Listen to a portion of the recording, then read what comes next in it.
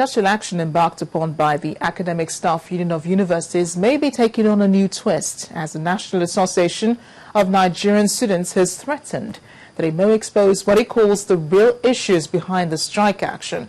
NANS says ASUU is being insincere in its demand and is trying to hold the federal government to ransom. Its president, Mr. Yinka Gbadebo, told journalists in Abuja today that ASUU's demand is egocentric and has so far been largely responsible for the corruption and rot in the university system. The Students' Association also questioned the demands of the union, warning the lecturers to refrain from politicizing the strike and instead embrace solutions like the call for a national education summit. Great citizens of our dear nation, what is the business of ASUU with the landed properties in public universities nationwide? Why should ASUU be demanding that our company, ASUU Holdings, should execute the project which the 100 billion naira being provided for by the federal government are meant for? Why is ASUU saying no to the verification exercise meant to determine those who are truly deserving of the hand allowance? We want to, for the umpteenth time, call on ASUU not to allow the politicization of their struggle. We appeal to our lecturers to call off this strike in the interest of the students who are at the receiving hands of this power tussle. To an update now on the plane crash that occurred on Thursday last week. The number of survivors from that incident here in Lagos is reduced by 1 as a severely injured victim has died. Confirming the unfortunate incident, the Lagos State Commissioner for Health, Dr. Ijide Idris, who did not give the name of the deceased, said the victim had been in intensive care unit since the accident. The remaining 5 survivors are said to be in stable condition. The death brings to 15 the number of lives lost in the Associated Airlines plane crash, which occurred on October 3rd.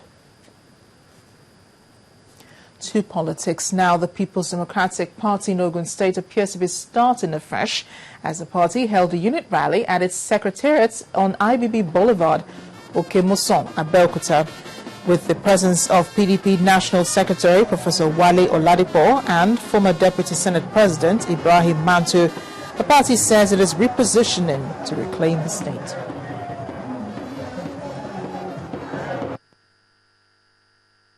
In that Bamanga Tukuri is committed to ensuring that we restore the lost glory of the PDP. What is that lost glory? That the people will be the one to determine who represents them. The PDP, when it was formed, we had people in mind. That is why we say power to the people.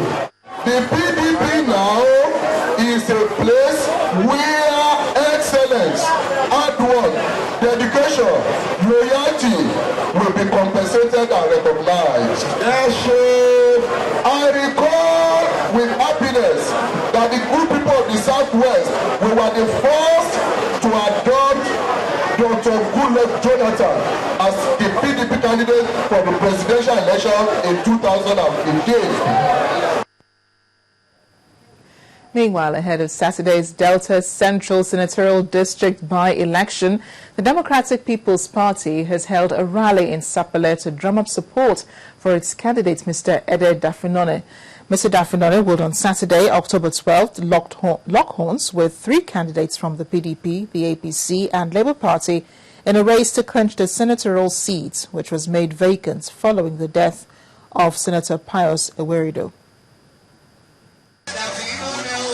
Scores of supporters of the Democratic People's Party, DPP, marched to the Sapele Athletic Club in Delta State to lend their support to the party's senatorial candidate, Chief Ede Dafinone. Chief Dafinone says he is in the race to give a better life to the people of Delta Central. As your senator, I will make sure that laws are passed to benefit our people in Delta Central, our people in Delta State.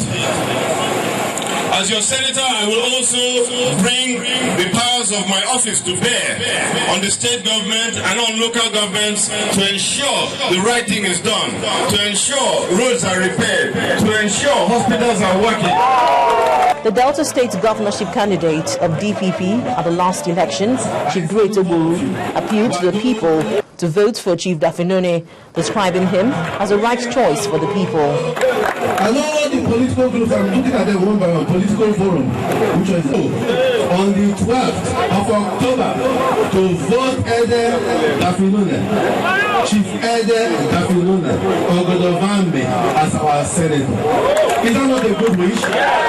So when you are living here, you must go happily, knowing that you've got a brand new senator in the making here today, and that he is already there, because your votes will come. On Saturday, 12th October, Chief Dafinone will be battling for the Delta State senatorial seat with Chief Emmanuel Agwarawode of the PDP, Olorogun Otega Emeho of the APC, and Chief Andy Osowata of the Labour Party. Linda Akibe, Channels Television News. In the drama in the Plateau State House of Assembly has claimed 2 principal officers, with the Speaker resigning and the Deputy Speaker impeached. Mr. Titus Alams, representing Boko's constituency, was thereafter elected as a new Speaker, while Joyce Ramnap replaces Mr. John Chekarau as the Deputy Speaker. The former Speaker, John Dabwan, says he resigned for personal reasons, insisted that he was not indicted on any grounds. The Assembly members were said to have voted for the impeachment of the Deputy Speaker for incompetence. I'm concerned about the spate of sudden death among Nigerians as a result of stroke or heart attack. The federal government has flagged off the National Stroke Prevention Program. This was part of the outcome of the Federal Executive Council meeting in Abuja today, where the President and the Vice President emphasized the need for regular checkup by Nigerians. Briefing State House correspondents after the Council meeting, the Minister of Health, Dr. Nyebuchi Chukwu, urged Nigerians to embrace the initiative, which is said to be managed by his ministry in collaboration with teaching hospitals and Nigerians in the diaspora.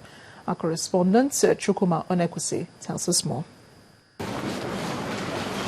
The President and his cabinet members may have the health of Nigerians in their minds as they gather for yet another Federal Executive Council meeting. They sat for a few hours, took a look at a few memos before filing out to perform a very important assignment. Call it hospital on wheels, and you might be right. The President and the ministers took about 10 minutes to survey the equipment into the mobile clinic provided for the National Hospital in Abuja. The Minister of Health explains the functions of the mobile clinic. Mr. President and Mr. Vice President personally demonstrated leadership by example by allowing themselves also to go through the same process, because it's not just enough to preach without practicing. And so they had a number of tests done on them. Nigerians who are able to pay, including members of the Federal Executive Council, will be paying 50,000 naira each, because that's the cost. Nothing is added. But for the Nigerians who are indigent, because we have to really look at those who may not be able to afford it. Once they've gone to their doctor for their checkup and it's indicated that they are the kind of people that may have a stroke, the government, even in this year's budget, provided some money just to subsidize and see whether the cost can be reduced to about 10,000 for the ordinary Nigerian. The whole idea is, government providing leadership, setting the example for Nigerians to know that they must take their health seriously. And government is providing the support, is strengthening the institutions. Away from health, the federal government is to construct buoys at the Lagos, Warri, Port Harcourt and Calabar ports, as well as land reclamation programs in swampy areas.